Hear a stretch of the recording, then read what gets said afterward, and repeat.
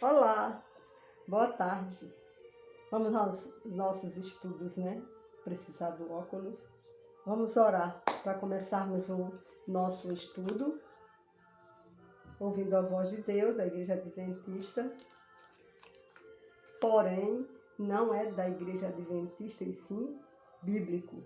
E isso significa que não é exclusivo de ninguém, é para todos, mas vai depender de quem aceitar, né? De sua escolha.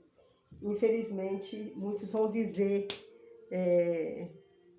algumas coisas que não tem nada a ver, ou procrastinar, né? O estudo bíblico, mas nós não procrastinamos, nós estamos correndo atrás, procurando com sede de sabedoria, com sede de conhecimento, mas não é só para conhecer, mas para colocar em prática. Então, vamos à quinta lição. Seu título é Fé, Arrependimento e Confissão. Vamos orar. Querido Deus, obrigada por estarmos aqui tentando aprender de Ti, Senhor, que Teu Santo Espírito possa influenciar nossa mente de tal forma que, ao nos transformar, possamos entender plenamente os Teus ensinamentos. Em nome, pelo amor de Jesus, nós Te pedimos e Te agradecemos. Amém. Bom, vamos nessa, né? Vamos lá. Muito bom, né? Tá gostando? Pode comentar aí, né? Aí no canal, no YouTube, se você desejar. Eu vou gostar muito que você faça isso. Está bem? Então, fé, arrependimento e confissão. Nós sabemos que todos nós erramos, né? Sempre estamos com conceitos, com sobrecargas, né? Nós carregamos conhecimentos do meio que a gente vive, que não estão de acordo com o de Deus. E enquanto nós estamos nesse processo de crescimento espiritual, então nós temos que jogar muita coisa por terra, jogar muitos erros que nós cremos e achamos, né? Descartar todos. Nós temos que nos esvaziar de nós mesmos, né? Neutralizar, para deixar o Espírito Santo agir na nossa mente, agir no nosso corpo. Assim como Deus, Jesus, quando andava aqui na terra, ele dizia assim, a tua fé te curou, a tua fé te salvou. Então, dependia de quem buscava o milagre para que esse milagre acontecesse. Da mesma forma é hoje. Deus não mudou. Então vai depender muito de quem busca conhecimento, que é uma forma de milagre, que quem busca conhecimento hoje em dia, do jeito que o mundo está, e do jeito que nós estamos correndo feito trem-bala para conseguir ganhar a vida, né? E cada dia mais difícil. Então, se você está se preocupando com os ensinamentos bíblicos, você está abençoado, já está abençoado. Se não é de você mesmo, precisa se esvaziar cada dia mais, se esvaziar de si mesmo, de seus erros, de seus dogmas, preconceitos e tudo que você pensa que não está de acordo com a Bíblia, ok? Então, se metade das pessoas pudesse crer no perdão, poderia ser mandado de volta para casa. Isso foi uma frase que um psiquiatra na Inglaterra falou, que ele disse que ele ficou observando os pacientes em seu lamentável desequilíbrio mental e ouviu do diretor da instituição. Na verdade, um sacerdote cristão visitou um hospital psiquiátrico na Inglaterra e, enquanto andava pelos corredores e aposentos, observando os pacientes em seu lamentável desequilíbrio mental, ouviu do diretor da instituição que o acompanhava. Se metade das pessoas pudesse crer no perdão, poderia ser mandada de volta para casa. Então, de fato, muitos males emocionais, espirituais e até físicos têm origem no sentimento de culpa. Olha como é poderoso, né? Se você cometeu algum erro na sua vida, e todos nós cometemos erros todo tempo, toda hora, tenha a certeza que você precisa se perdoar, assim como eu e como qualquer um de nós. Todos nós somos iguais, todos nós somos pecadores. Então, por isso que Deus diz assim, ó, tenha paciência uns com os outros, amai-vos uns aos outros, perdoe uns aos outros. Então, são palavras de Jesus, né? Pode alguém se sentir culpado e ser feliz? Você tem que se perdoar. Para até conseguir perdoar o outro, você tem que primeiro se perdoar. O pecado tem ação devastadora na vida de qualquer pessoa. O que podemos fazer com ele? Como nos livramos de suas terríveis consequências? A Bíblia aponta a saída. Até é importante estudar a Bíblia, porque você vai ter qualidade de vida emocional, física e espiritual. Então, a primeira pergunta desse estudo Fé, Arrependimento e Confissão é: o que é fé e qual é sua importância na vida cristã? Hebreus capítulo 11, verso 1 e 6. Romanos capítulo 5, 1 e Tiago 2, capítulo 26. Vai dizer assim, ó: fé é a certeza. Fé é certeza. Ela agrada a Deus. Sem fé, né, é impossível agradar a Deus. Já ouviu falar nisso? Pois é, está escrito na Bíblia. Sem fé é impossível agradar a Deus. E produz paz. Ela agrada a Deus, a fé agrada a Deus e produz paz. A fé sem obras é morta. Fé é a convicção que se baseia numa evidência que Deus nos dá. Não é um sentimento ou um pensamento positivo. Ela é importante, pois agrada a Deus e nos justifica. Romanos capítulo 5, verso 1. Quando o crente mantém comunhão com o Pai Celestial, ele desenvolve fé. Veja como é importante o progresso. Como você está, se você estiver estudando hoje, começando a estudar esses capítulos, versos bíblicos, esse estudo bíblico, ouvindo a voz de Deus, tenha plena certeza que você está num processo de santificação. Santificação não é você não pecar, é você se afastar do mundo de pecado. E assim você é menos influenciado, adquire mais controle emocional e consegue diante de Deus, né?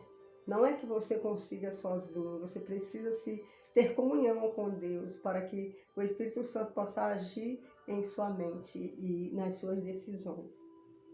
Então, a fé é importante, pois agrada a Deus e nos justifica. Quando o crente mantém comunhão com o Pai Celestial, ele desenvolve fé e confiança que transformam limitações em ousadia, sonhos e ações, derrota em vitórias, dificuldades em oportunidades, lágrimas em sorriso, dúvidas em certeza, medo em coragem, ódio em amor. Devemos então pedir para receber mais fé. Eu creio. Ajude-me na minha falta de fé. Isso está escrito em Marcos 9, 24. Então Deus quer nos dar fé. Deus quer nos dar poder.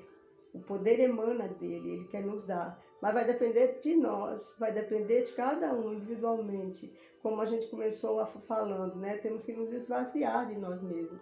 Temos que crer em Jesus, temos que nos debruçar sobre ele, deixar as amarras dos preconceitos, dos pensamentos maus, sabe? Você tem que subir, você tem que alcançar uma plenitude em Deus, né? De santidade, uma atmosfera, um clima de santidade que ninguém pode tirar. Não há barreira entre você e Deus. Você é livre diante de Deus, basta você querer.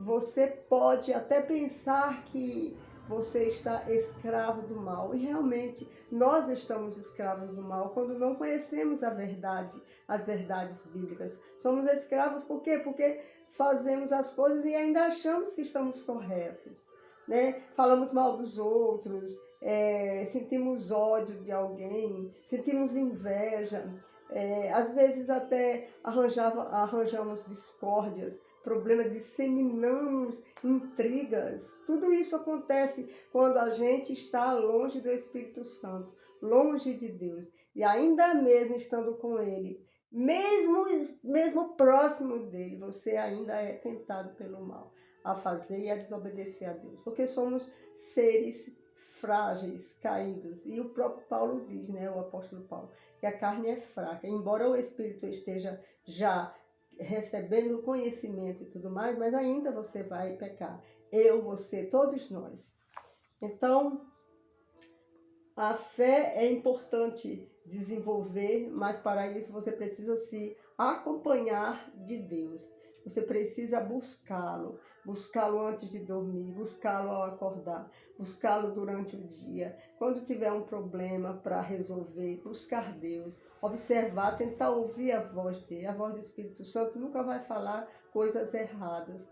Quando isso acontece, não é Deus ao seu pensamento, ou você mesmo, ou influenciado pelo mal. Tá bem? Qual é o objetivo da fé? Então, para que serve a fé? 1 João, capítulo 5, 4 e 1 Pedro 1, 9 responde: vencer o mundo. O fim da fé é a salvação. Ou seja, o propósito de você ter fé é salvação. É você ser salvo. Você vence o mundo. O mundo significa o ambiente, as influências erradas, os pensamentos maus, os pensamentos imbuídos do agente de malignidade. Às vezes, até que a gente pensa, eu vou me afastar de fulano de tal, porque é até bom você se aproximar de pessoas, de todas as pessoas, tendo amor no seu coração, porque você vai emanar luz, porque você vai mostrar para ela que você está próxima de Deus e que se você está lutando para se aproximar de Deus, Deus está já agindo na sua vida. O Espírito Santo já está tomando conta de seus caminhos. Você já está iluminando como a candeia, como o sol, como a vida, né? Como as estrelas. Você não percebe, mas os anjos, Deus, as hostes celestiais, todos estão ali observando tudo que a gente faz, tudo que a gente pensa, tudo que a gente fala. Deus sabe. Eu não sei o que eu vou fazer daqui a alguns minutos, mas Deus sabe.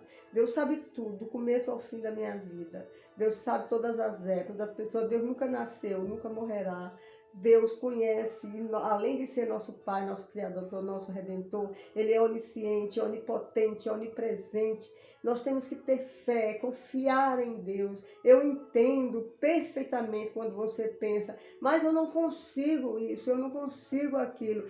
Eu não consigo, você não consegue, mas se você tiver fé em Deus, Ele vai confiar, Ele vai te dar, Ele vai fazer por você.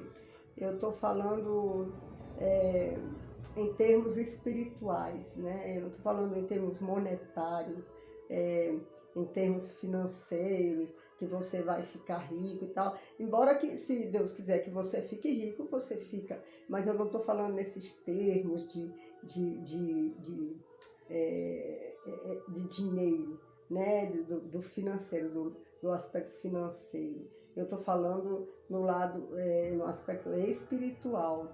Você se acha frágil, você se acha pequeno demais para Deus, mas é lógico que somos pequenos, somos pó, né? E quando morremos voltamos a ser pó.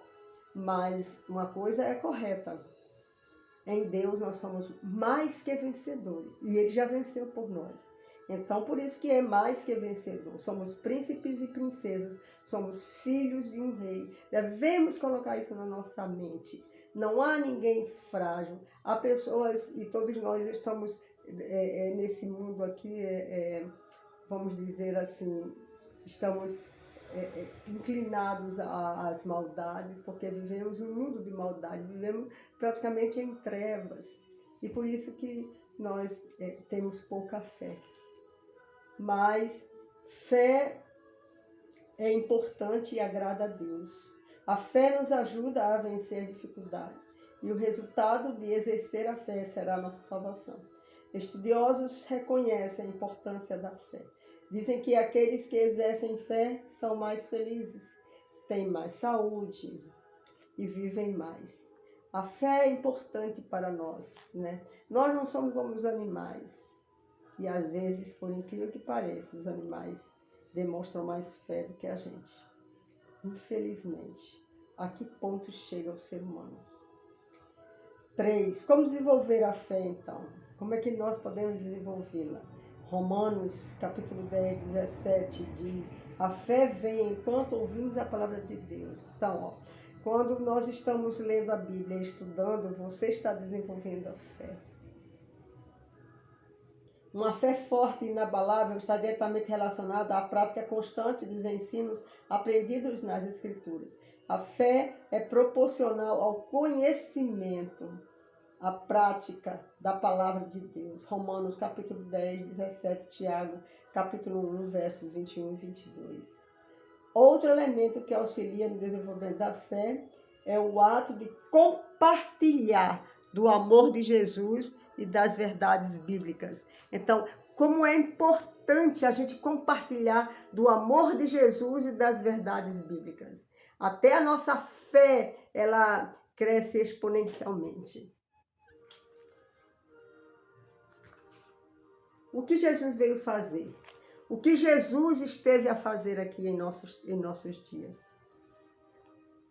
Lucas 5,32 responde: veio chamar pecadores como eu e você a arrependimento. O apóstolo Pedro exortou: arrependei-vos, pois, e convertei-vos para serem cancelados os vossos pecados. Atos 3,19. O arrependimento sincero produz tristeza e também afastamento do pecado. A palavra arrependimento na língua grega envolve, além do arrependimento, uma mudança básica da mente, da compreensão e da atitude para com Deus, conosco e com o nosso semelhante. O verdadeiro arrependimento, portanto, leva à conversão. Se você se arrepende totalmente, você está se convertendo. Mas não fica só nisso, né?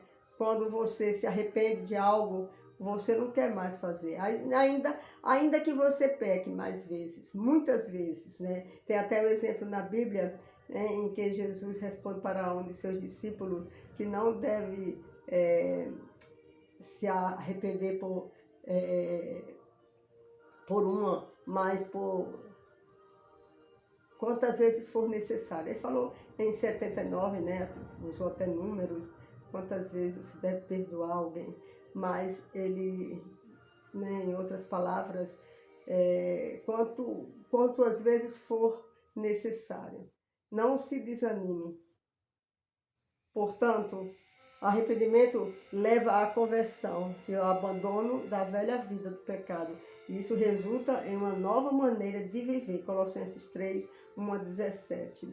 O que nos leva ao arrependimento? Romanos 2,4. O que nos leva a nos arrependermos é a bondade de Deus. Romanos 2,4 fala sobre a bondade de Deus e responde dessa forma. Isso nos leva ao arrependimento. Experimentar a misericórdia divina na vida pessoal e contemplar seus atributos nos leva a verdadeiro arrependimento que resulta em uma mudança de comportamento. Lucas 3, 8 a 14, Atos 3, 19. A palavra de Deus exorta seus seguidores a produzir frutos dignos de arrependimento. Por exemplo, nós podemos dizer que uma árvore plantada, uma mangueira, ela não pode dar abacaxi. Hoje em dia a gente até tem que ter cuidado com o que com o que a gente tenta exemplificar, porque do jeito que está, né?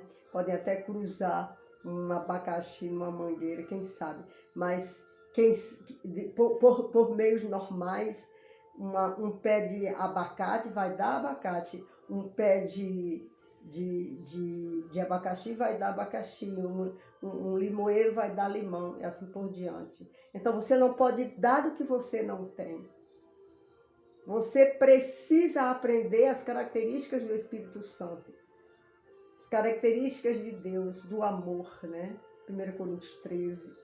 Você precisa entender e colocar isso internalizado dentro do seu coração, da sua mente. Ainda que você peque, e se você confessa, você é perdoado por Deus. E assim você deve perdoar o seu irmão.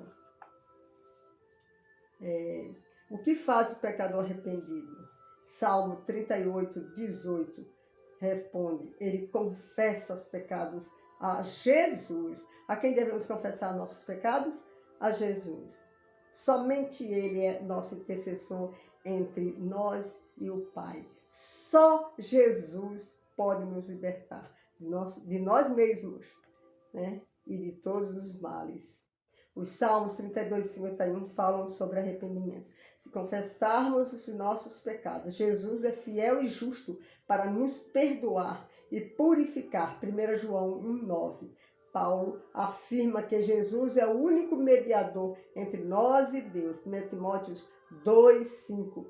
Achegando-nos a Cristo em sincero arrependimento, somos movidos pelo Espírito Santo a reconhecer e confessar nossos pecados e culpa. Não podemos ser redimidos enquanto estivermos procurando justificativas para a nossa obstinação e negando nossos pecados. Não podemos negar que somos pecadores. Não podemos negar que cometemos delitos. Ou que pensamos, né? Ou que maquinamos ainda. O que acontece com aquele que não confessa seus pecados? Vamos entender isso. Quando você não confessa seus pecados, eu não sou psicóloga, os psicólogos que me perdoem por eu arriscar aqui alguma coisa, mas como você pode se livrar de uma dor? A dor de algum erro que você cometeu, ou que você está sofrendo, ou que fizeram com você, né? O que aconteceu com você, o que alguém provocou uma dor em você. Como você se livra dela? Se confessar, meu amigo. Você tem que conversar com o psicólogo, psiquiatra, né? Imagina, a mesma forma você precisa levar suas dores a Deus, a Jesus, porque Ele é o único que vai fazer com que você consiga... você não vai esquecer, você não vai sofrer amnésia, mas há um milagre na nossa mente. Você não precisa tomar remédio nem nada, mas quando você fala com Jesus, automaticamente você é perdoada por Jesus e você sente a paz de Deus, né?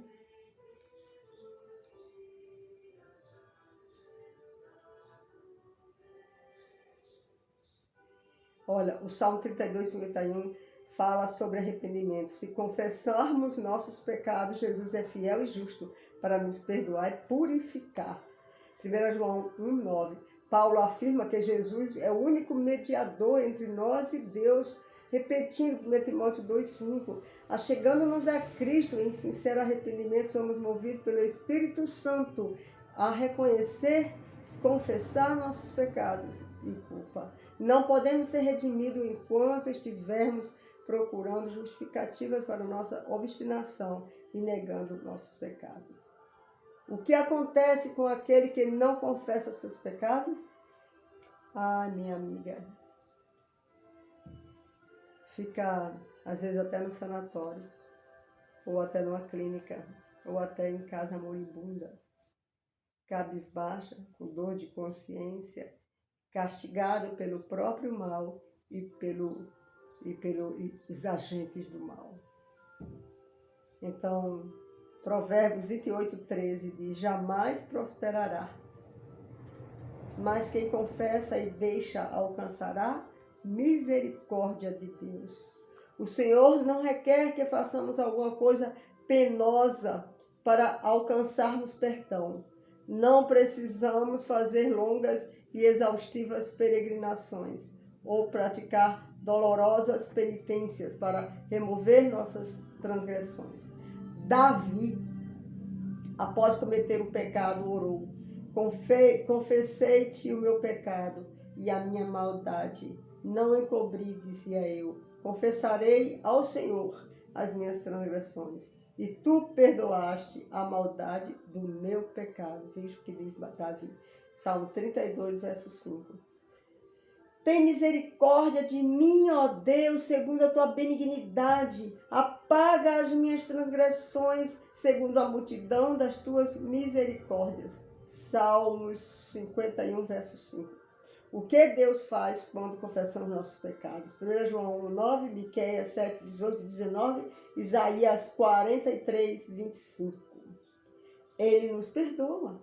Jesus, quando ouve nossa confissão, ele nos perdoa e nos purifica. Lança nossos pecados nas profundezas do mar. Já ouço muito cristão falar: não há lugar onde o homem vá de tão longe que Deus não possa alcançar. Ou seja, não há nada que nós façamos que Deus não possa nos perdoar. E Ele está desejoso de nos perdoar, de nos trazer para Ele, de nos dar mais alegria, felicidade. Agora lembre, tudo que fazemos tem consequências. Nem sempre elas são, como se diz, elas são banalizadas.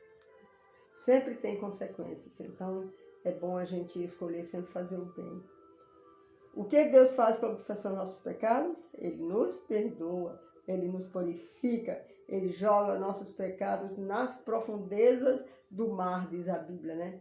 Hoje sabemos que o mar nem está tão profundo assim mais, né? Mas isso é uma comparação, né? Uma metáfora. Ele esquece de uma certa forma, por assim dizer. Deus perdoa os pecados, né? Ele perdoa. Não vamos dizer esquece, vamos dizer perdoa, porque Deus também não sofre de amnésia. Deus perdoa os pecados. Isso quer dizer que Ele não se lembra deles, nem utiliza nossos defeitos para nos acusar. Deus não vai fazer isso. Deus não vai, em um momento de fragilidade, jogar em nós os nossos erros. Deus não faz isso. Assim deixou-nos o exemplo de como devemos tratar o nosso próximo. Mateus 6, verso 14. Jesus ensinou que não devemos julgar ninguém, pois ao assim proceder, trazemos condenação para nós mesmos. Mateus 7, 1 a 6, versos de 1 a 6. O que deve esperar de nós hoje? O que Deus espera de nós hoje? Isaías 55, 7 responde que deixemos o caminho do mal, nos convertamos e nos voltemos para Deus, pois Ele é rico em perdoar. Deus quer nos perdoar, Deus quer nos atrair para Ele, Deus quer nos salvar. Nossa terra foi feita, Jesus, Deus, o Espírito Santo, fez a terra para a humanidade. Deus fez a humanidade para o adorar, para viver com Ele, para estar junto com Ele. E Ele nos chama de filhos. Criou, Ele redimiu na cruz todos os pecadores. O que falta você querer estar próximo de Jesus? Seus pensamentos às vezes totalmente como é que a gente diz, equivocados, sem verdades, pensamentos que não têm lógica, diante de Deus, dentro da Bíblia. Então, buscai ao Senhor, pois Ele lançará os pecados nas profundezas do mar. Os anjos cantam e festejam a confissão de um pecador. Assim vos digo que há alegria diante dos anjos de Deus por um pecador que se arrepende. Lucas 15, verso 10. Jesus está esperando a confissão sincera para perdoar os pecados. Vamos recapitular. A fé agrada a Deus. Ela é o meio pelo qual somos justificados. A fé é dom de Deus e o Espírito Santo dá uma medida de fé a cada um. A fé em Cristo nos ajuda a vencer. A fé vem enquanto ouvimos a palavra de Deus. Jesus veio chamar pecadores ao arrependimento. Quem não confessa os pecados jamais prosperará. Não tem jeito. Mas quando os confessamos, Deus os lança nas profundezas do mar, pois é grandioso em perdoar. Vamos refletir. Acreditar exatamente no que Deus diz é o exercício desafiador para as mentes humanas. Por isso, devemos confessar nossos pecados, abandoná-los e nos entregar a Deus em busca de proteção, auxílio e bênçãos. Vamos lá? Vamos nos unir a Deus. Vamos confessar nossos erros a Deus.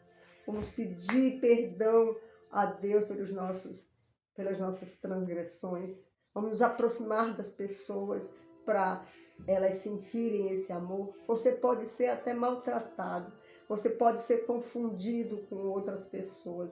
Você pode ser atormentado. Quando você se aproxima das trevas, as trevas vai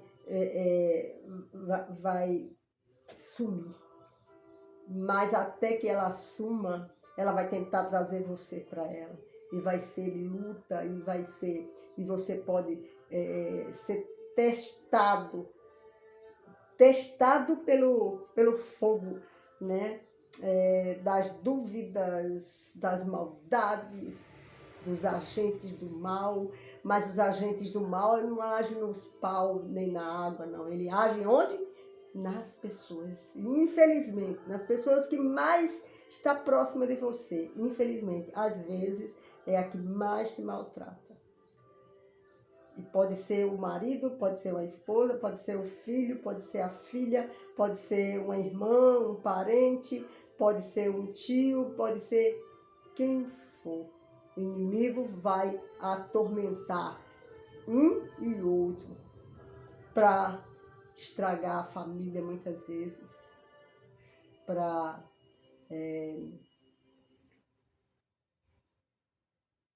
destruir o ser humano. Infelizmente, o intuito do mal é destruir o ser humano para que ele entristeça Deus, nosso Pai. Mas hoje você aprendeu, eu acho que até já sabe, né? Que se você se arrepender e confessar seus pecados, Deus é fiel e justo para te perdoar. Então, vamos juntos para o lar celestial, vamos voltar ao plano de Deus. Um beijo no seu coração e até amanhã. Tchau.